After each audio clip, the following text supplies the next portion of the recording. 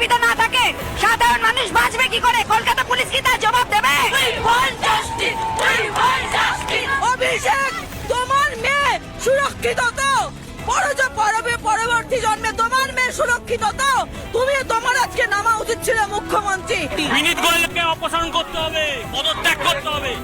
বাঁচতে গেলে বিনীত গোয়েলকে অপসারণ করে দিতে হবে। দেশটা তোমার বাপের নয়, রক্ত দিয়ে সিপিএমকে তাড়িয়ে তৃণমূল এসছে। এবার এই তৃণমূল চালা যায়, আমরা দাঁড়িয়ে আছি রক্ত দিয়ে।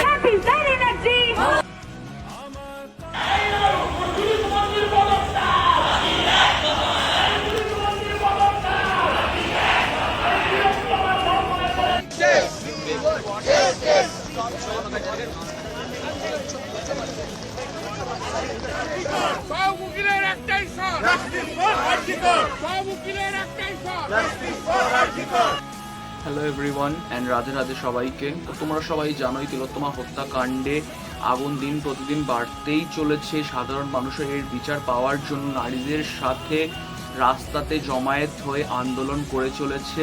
তিলোত্তমা হত্যাকাণ্ড আমাদের কলকাতা শহর সহ পুরো ভারতবর্ষের বুকে একটা ক্ষোভ, একটা আগুন ছলকে দিয়ে গেছে, কিন্তু সবাই এখনো এটা ভুলে যায়নি, যেটা দেখে আমার খুব আনন্দ হচ্ছে।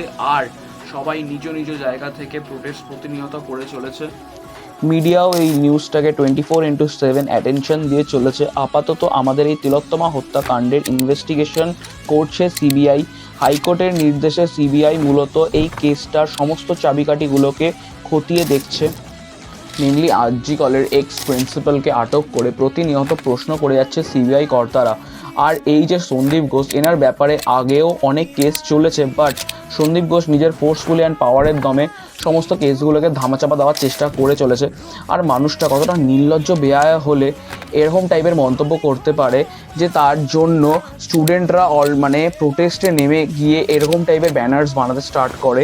অ্যান্ড আমি সিবিআই কর্তাদের একটাই কথা বলতে চাই যে সিবিআই ইনভেস্টিগেশন করছে, বাট আমাদের গভর্নমেন্ট এমনই যে কি বলবো, এমন একটা মেডিকেল কলেজ যেখানে এরকম টাইপের একটা নৃশংস হত্যাকাণ্ড হয়েছে, আর জানি না ভেতরে আর কত কি বেরোবে। সেখানে স্টুডেন্টসরা নিজেদের ওয়ার্ক বন্ধ করে প্রোটেস্ট প্রতিনিয়ত করে চলেছে। সেইখানে দাঁড়িয়ে সন্দীপ ঘোষ যখন কেসটাকে আর ধামাচাপা দিতে না পেরে রিজাইন করেছে, তারপরেও কীভাবে আমাদের এই সন্দীপ ঘোষ রিজাইন দেওয়ার পরেও অন্য একটা মেডিকেল কলেজের প্রিন্সিপাল পদ কীভাবে পেয়ে যায় একদিনের মধ্যে? এর মধ্যে তাহলে দোষ কার? সরাসরি আমাদের হেলথ মিনিস্টার, অ্যাডমিনিস্ট্রেশন, এদেরই দোষ হবে নিশ্চয়ই। কলকাতা পুলিশের গাফিলতির জন্য কেসটাকে ফরওয়ার্ড করা হয় সিবিআই কর্তাদেরকে, বাট সিবিআই কর্তাদের কেস দেওয়ার আগে রাতেই ক্রাইম সিনের মধ্যেই, যেটা হচ্ছে ক্রাইম সিন আরজিকল কলেজ, এর মধ্যেই আক্রমণ করে একটা মব বা একটা গ্রুপ, যেখানে তোমরা বুঝতেই পারছো, তোমার ভিডিওটা দেখলে বুঝতে পারবে যে এখানটা একটা মব আক্রমণ করে। কলকাতা পুলিশ জানিয়েছে যে তারা এই মবদের অনেকদেরকেই ধরেছেন এবং অ্যারেস্টও করেছেন, কিন্তু এই অ্যারেস্ট করার পরে দেন এদের কি হলো, এদের ওপরেও কি কোনো শাস্তির প্রয়োগ হচ্ছে না এরা ছাড়া পেয়ে গেছে, এটা এখনও সরাসরি কোনো জনতার প্রতি কিছু বলা হয়নি। অ্যান্ড জনতারা এখনও জিজ্ঞেস করার চেষ্টা তো করেনি, কারণ আমাদের মেন ফোকাস হচ্ছে গিয়ে উই ওয়ান্ট জাস্টিস। বাট আমিও চাইবো যে এদেরও কড়া শাস্তি হোক। যাই হোক, সিবিআই কর্তারা এখনও ইনভেস্টিগেশন করে চলেছে। আর হ্যাঁ, যেমন সবাই ক্রিমিনাল হয় না, তেমনি সব পুলিশ কারাপ্টেড হয় না। সিস্টেম এনাদেরকে কারাপ্টেড হতে বাধ্য করেছে, যেটা আমার মনে হয়। যাই হোক, আপনাদের সুস্থতা কামনা করি। আর প্লিজ প্রোটেস্টারদের ওপরে অযথা জোর প্রয়োগ করবেন না। তারা খালি প্রোটেস্ট করতে চায়, তারা মেয়েটার বিচার পেতে চায়, এটাই। যে আপনারা আপনাদের কাজটা সুস্থভাবে করুন। আর যত রকমের প্রোটেস্টার আছে তাদেরকে প্লিজ আপনারা লাঠিচার্জ করবেন না, এটাই আমার তরফ থেকে একটা আশা যে আপনারা করবেন না। আর এবারে আসি আমি কয়েকজন হিপোক্রিটদেরকে নিয়ে, যারা এখনও বলে চলেছে যে এইসব প্রোটেস্ট করে কী হবে, ডাক্তাররা নিজেদের কাজে ফিরে যাক।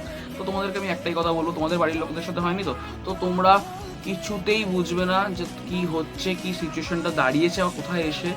মেয়েটার চোখ দিয়ে রক্ত বেরোচ্ছিল, মেয়েটাকে কতটা নির্যাতন করেছে এরা, তাহলে সেটা তুমি বুঝতে পারছো না। মেয়েটা অলরেডি টায়ার্ড ছিল, 32 আওয়ার্স স্ট্রেট তিনি নিজের ডিউটি পালন করেছেন, তারপরে একটু খাবার দাবার খেয়ে জাস্ট রেস্ট নিতে গেছিলেন।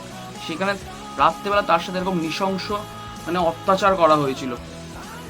আর তোমরা যারা যারা এইসব কথা নিয়ে এখনও বুঝতে পারছো না, তোদের মানসিকতা কেন জাগছে না, আই ডোন্ট নো।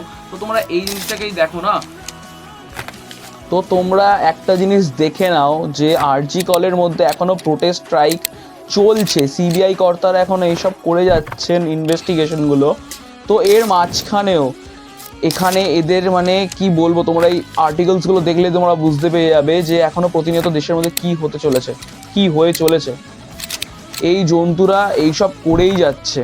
প্রোটেস্ট করতে হবেই, আমাদেরকে একসাথে আসতেই হবে, এই সিস্টেমের বিরুদ্ধে প্রোটেস্ট করতে হবে, এই ল সিস্টেমটার বিরুদ্ধে প্রোটেস্ট করতে হবে, অ্যাডমিনিস্ট্রেশনের বিরুদ্ধে প্রোটেস্ট করতে হবে। আর এবার আসি তোমাদের মতো কয়েকটা অশিক্ষিতদের কাছে, যারা যারা বলছো যে তোমরা 1000 টাকা করে কেন নিচ্ছ লক্ষ্মী ভাণ্ডারের জন্য। তো লক্ষ্মী ভাণ্ডারটা রান করাচ্ছে গভর্নমেন্ট কীভাবে? আমাদের দেওয়া ট্যাক্সের মধ্যে দিয়ে।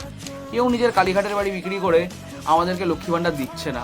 ও সরি আমার স্লিপ অফ টাং, আমার ভুল হয়ে গেছে, তোমরা কিছু বলো না। আর হ্যাঁ অনেক মানুষেরই মানসিকতা এখনো বেঁচে আছে বলে আমরা এখনো প্রোটেস্টটাকে বড় মাপে চালাতে পারছি, সেইটা দেখে সত্যিই আমার খুব গর্ব হচ্ছে।